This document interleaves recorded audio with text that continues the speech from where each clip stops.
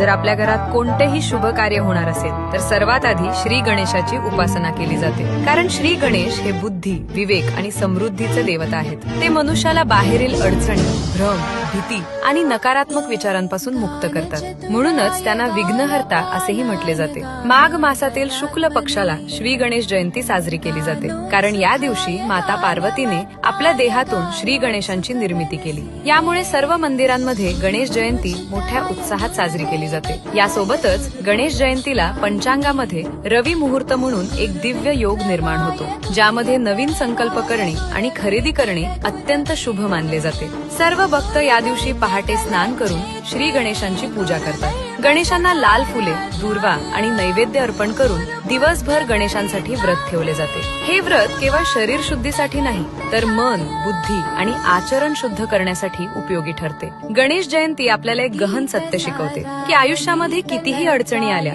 तरीही आपण त्यांना न घाबरता शांत मनाने सामोरे जावे। बुद्धी आणि बळाच्या जोरावर अडचणींवर मात करून त्यांचे निवारण करावे। म्हणून आपणही या चतुर्थीला एक नवीन संकल्प घेऊन सर्व अडचणींवर मात करावी आणि श्री गणेशांची उपासना करून त्यांचे निवारण करावे।